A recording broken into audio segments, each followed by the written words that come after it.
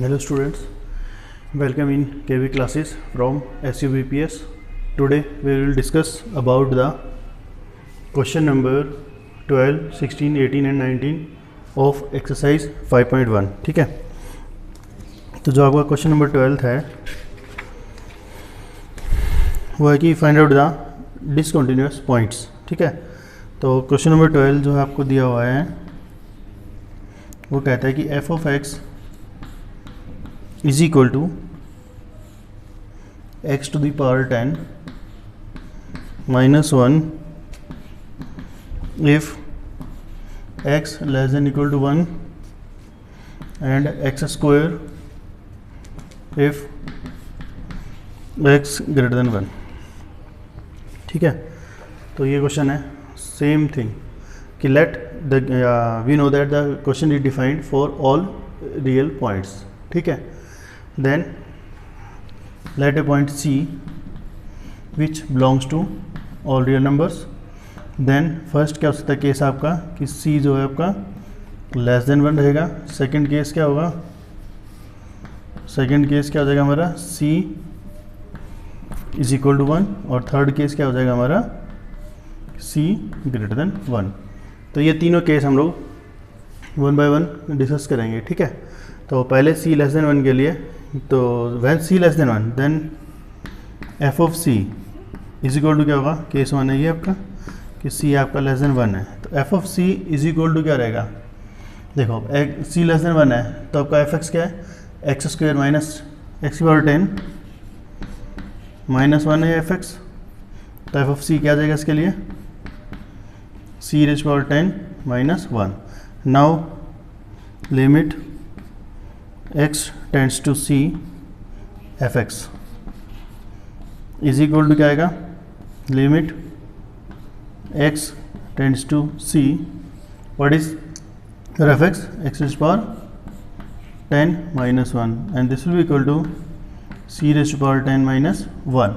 Now C raise power 10 minus 1 और ये भी सेम वैल्यू है, so this will be equal to f of C. Hence the function is continuous at x is equal to C where C is less than 1.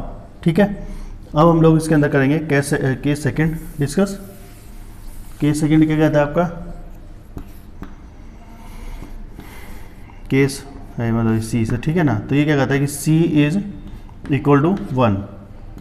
तो f of C यानी कि f of 1 निकालोगे आप पहले, तो x equal to 1 है तो आपका ये क्या x की पावर 10 माइनस 1, तो इसकी वैल्यू क्या आ जाएगी आपकी 1 raise power 10 minus 1 and this will be equal to 0. उसके बाद हम लोग लेंगे लेफ्ट हैंड लिमिट, तो ये क्या होगी, limit x tends to 1 x tends to 1 minus f(x). 1 minus means x less than 1, तो उसके लिए आपका x क्या, x की पावर 10 माइनस 1, तो ये हो जाएगा आपका is equal to limit x tends to 1 minus x raise power 10 minus 1 और इसकी वैल्यू हो जाएगी आपकी 1 रखोगे तो 1 raise power 10 1 minus 1 is equal to 0. ठीक है, अब हम लोग निकालेंगे राइट हैंड लिमिट. तो राइट हैंड लिमिट क्या गई आपकी कि limit x tends to 1 plus f(x). ठीक है, अब यहाँ पर 1 प्लस f(x) में क्या हो जाएगा, एक्स स्क्वायर हो जाएगा. तो this will be equal to limit x tends to 1 plus x square and this will be equal to 1. So RHL is equal to LHL is equal to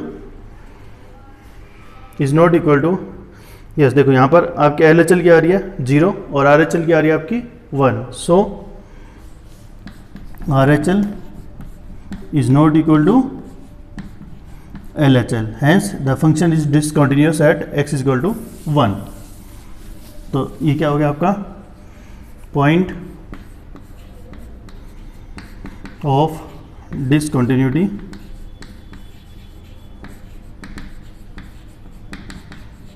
क्या आ गई, x is equal to 1 पर हमारा function क्या है, discontinuous है. इसके बाद हम लोग चेक करेंगे last third case. Third case क्या है आपका, C ग्रेटर देन 1. अब इसके लिए आप एफ ऑफ सी निकालोगे तो एफ ऑफ सी कितना आ जाएगा, सी स्क्वायर, ठीक है। और limit x tends to c fx and this will be equal to limit x tends to c x square. So this will be equal to again c square, ठीक है। both values are equal, so function is continuous at x is equal to c where c is greater than 1, ठीक है। तो ये question number 12 था, clear. अब हम लोग करते हैं question number 16।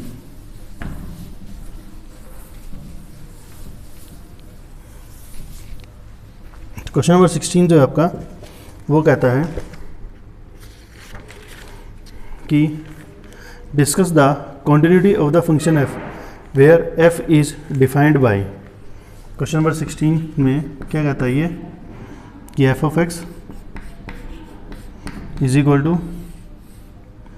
-2 if x is less than equal to -1, 2x if -1 is less than x is less than equal to 1, 2 if x is greater than 1।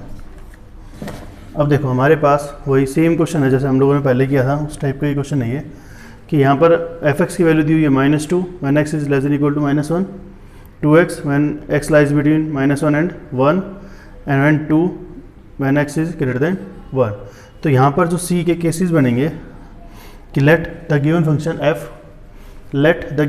f is defined for all real numbers, ठीक है। अब उसके अंदर जो c है वो हम लोग कोई पॉइंट ले लेते हैं और जो c होगा आपका वो क्या क्या हो सकता है आपका। फर्स्ट केस क्या होगा आपका इसके अंदर कि c इज, या ऊपर लिख देता हूँ इधर,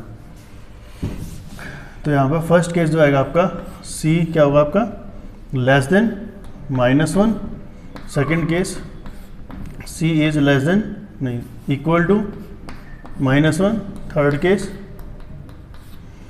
c is greater than -1 and less than 1, fourth case c is equal to 1 and fifth case क्या होगा आपका कि c इज ग्रेटर देन 1।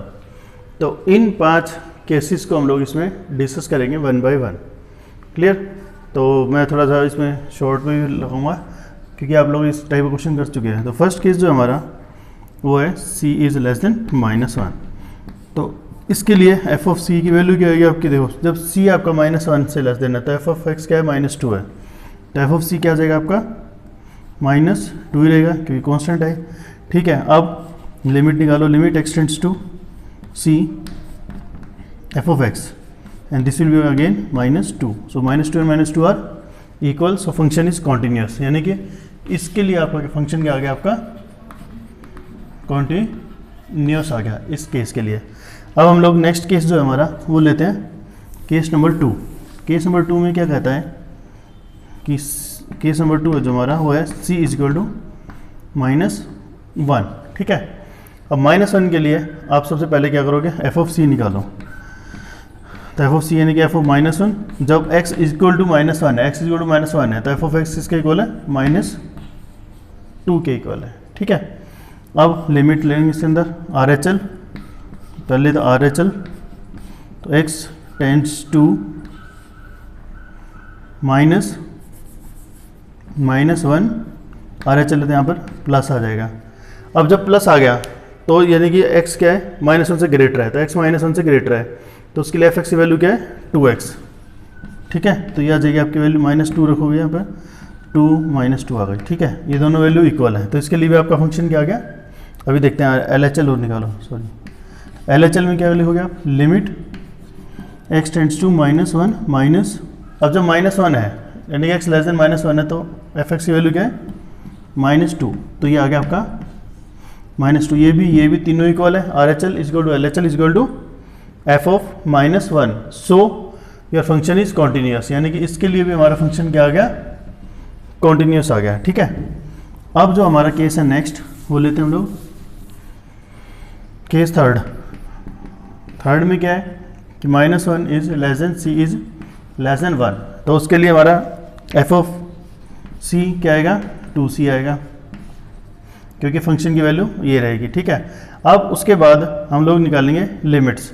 तो लिमिट्स जब देखो -1 और 1 के बीच में लाई कर रहा है ना सी, तो सी में थोड़ा सा कुछ भी ऐड करोगे माइनस करोगे तो वो इसके बीच में ही लाई करेगा।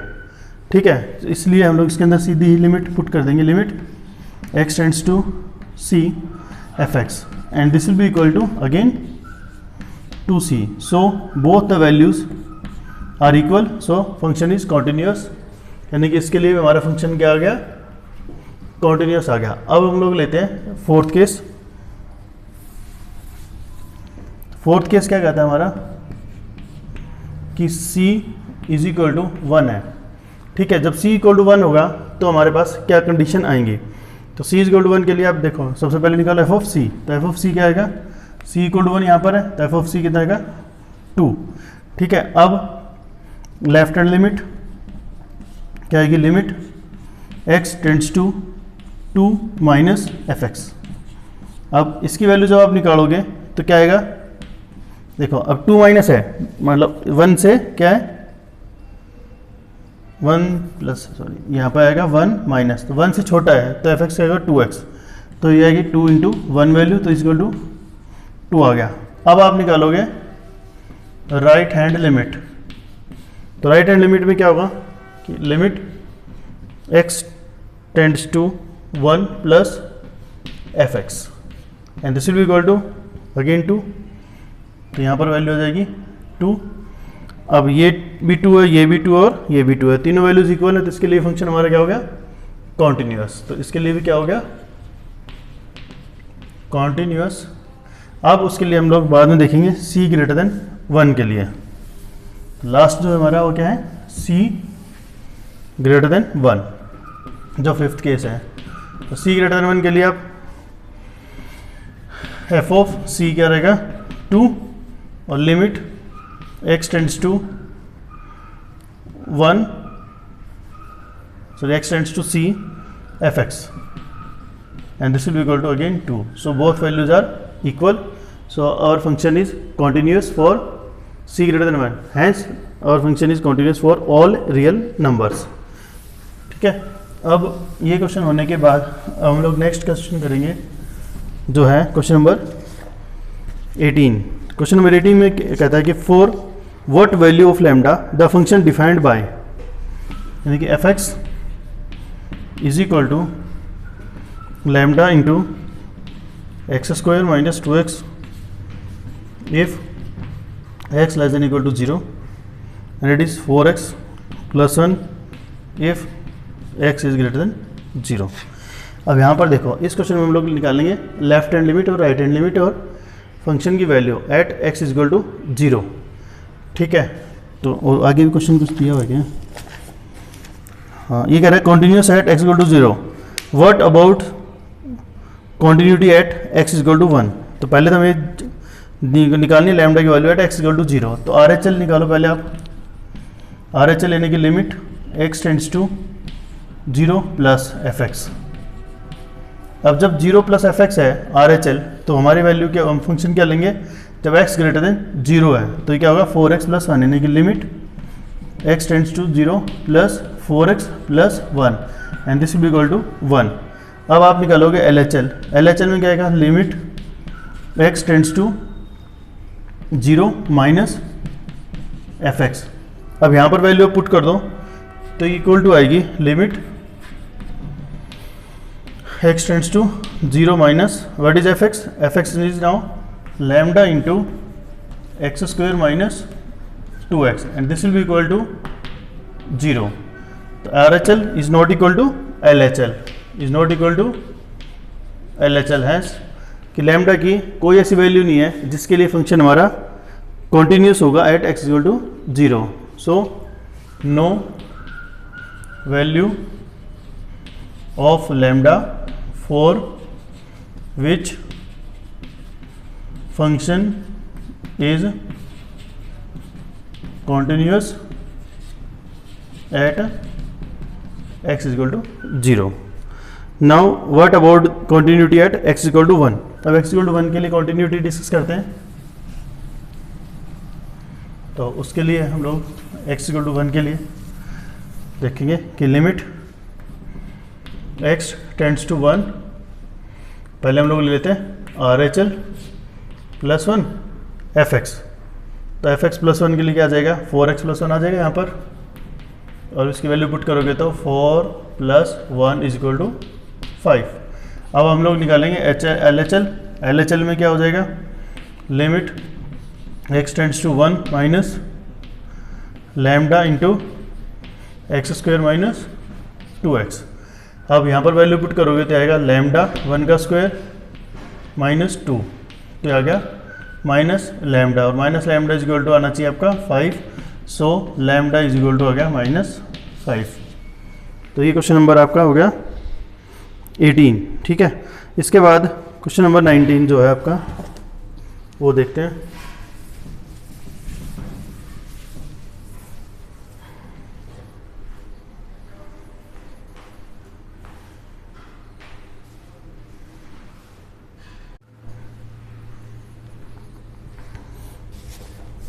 क्वेश्चन नंबर 19 है, show that the function defined by g of x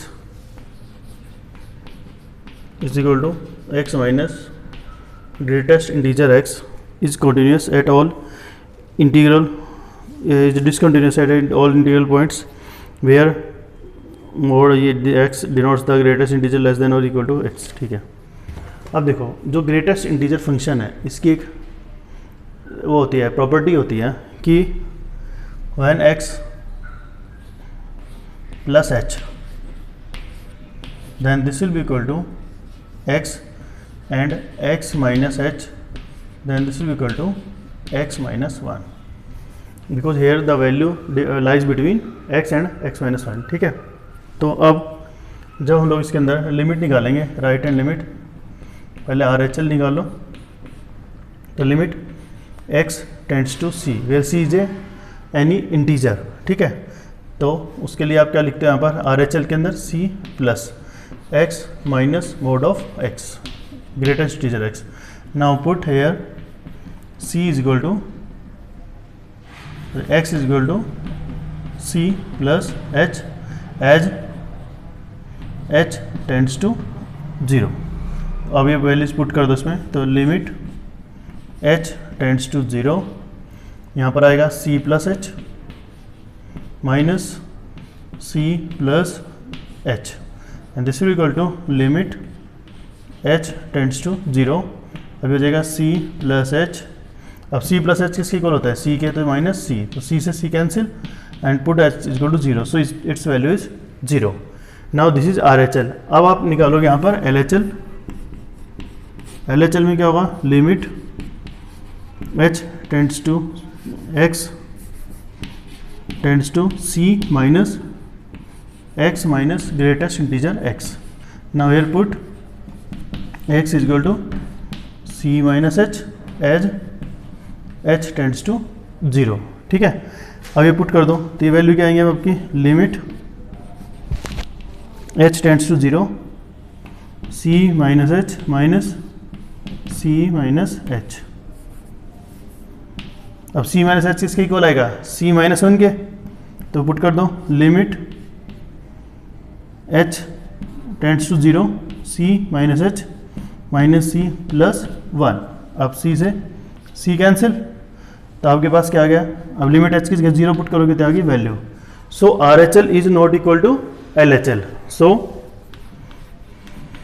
RHL is not equal to LHL for x is equal to c where c is the integer, hence the function is discontinuous for every integers।